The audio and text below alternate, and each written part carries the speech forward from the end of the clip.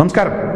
Benjamin Netanyahu ഇപ്പോൾ പറയുന്നത് ഹിസ്ബുള്ളയുമായുള്ള വെടിനിർത്തലാകാം, അത്തരത്തിലൊരു ചർച്ച പുരോഗമിക്കുന്നു, അധികം വൈകാതെ വെടിനിർത്തൽ ഉണ്ടാകും എന്ന് അദ്ദേഹം അങ്ങ് സ്വയം പ്രഖ്യാപിക്കുകയാണ്.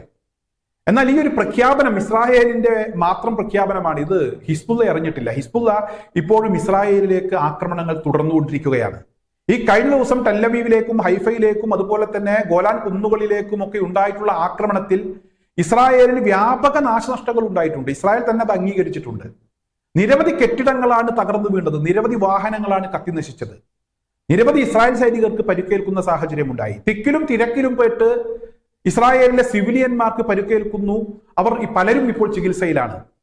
ഇത്തരമൊരു സാഹചര്യത്തിൽ ഇപ്പോഴും ഹിസ്ബുള്ള ആക്രമണങ്ങൾ തുടർന്നുകൊണ്ടിരിക്കുന്ന ഒരു സാഹചര്യത്തിൽ, ഇസ്രായേലിലേക്ക് മിസൈൽ വർഷം തുടർന്നുകൊണ്ടിരിക്കുന്ന ഒരു സാഹചര്യത്തിൽ എങ്ങനെയാണ് ഹിസ്ബുള്ളയുമായി ഒരു വെടിനിർത്തൽ ചർച്ച ഉണ്ടാകുന്നത്? കാര്യങ്ങൾ വെടിനിർത്തലിലേക്ക് പോകുന്നു എന്ന് ഇസ്രായേലിന് അവകാശപ്പെടാൻ കഴിയുന്നത് എങ്ങനെയാണ്? തീർച്ചയായും അക്കാര്യം പരിശോധിച്ചപ്പോഴാണ് ഇവിടെ ഹിസ്ബുള്ള നടത്തിയ വളരെ ഗുരുതരമായിട്ടുള്ള ഒരു നീക്കം മനസ്സിലാക്കാൻ കഴിയുന്നത്.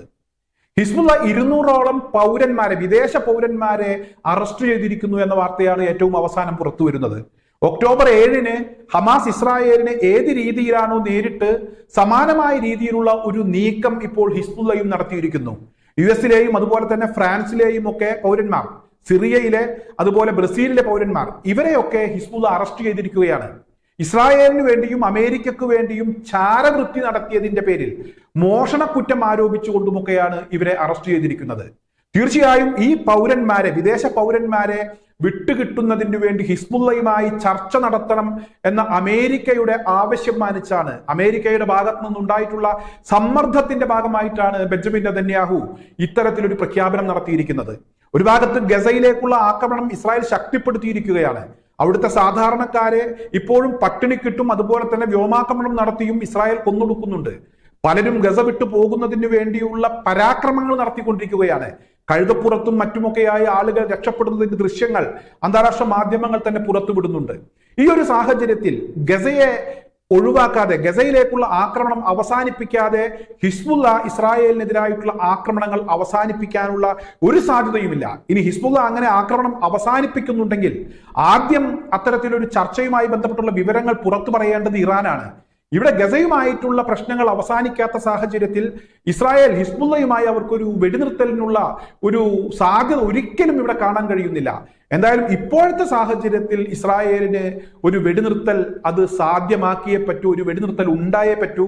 അത്തരത്തിലൊരു പ്രഖ്യാപനം നടത്തി ഹിസ്ബുള്ളയെ അനുനയിപ്പിച്ചേ പറ്റൂ എന്ന ഒരവസ്ഥയിലേക്ക് കാര്യങ്ങൾ എത്തിയിരിക്കുന്നു. വീണ്ടും ഇസ്രായേൽ പ്രതിസന്ധിയിലേക്ക് പോയിരിക്കുന്ന ഒരു വാർത്ത അന്താരാഷ്ട്ര മാധ്യമങ്ങൾ ഇപ്പോൾ റിപ്പോർട്ട് ചെയ്തിരിക്കുകയാണ്. മറ്റൊരു ഭാഗത്ത് റഷ്യ യുക്രൈനെതിരെ അതിശക്തമായ ആക്രമണങ്ങൾ ഇപ്പോഴും നടത്തിക്കൊണ്ടിരിക്കുകയാണ്. റഷ്യൻ സൈന്യത്തിന്റെ മുൻനിരയിൽ യമനിലെ ഹൂത്തികൾ എത്തിയിട്ടുണ്ട് എന്ന വാർത്ത ഇന്നലെ അന്താരാഷ്ട്ര മാധ്യമങ്ങൾ റിപ്പോർട്ട് ചെയ്തിരുന്നു.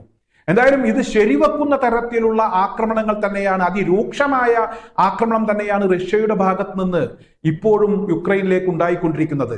ഒറ്റ ദിവസം കൊണ്ട് 1500-ലധികം യുക്രൈൻ സൈനികരുടെ ജീവൻ അപഹരിച്ചു. റഷ്യൻ ആക്രമണം അത്ര കടുത്തതാണ് എന്ന വാർത്തയാണ് പുറത്തു വരുന്നത്.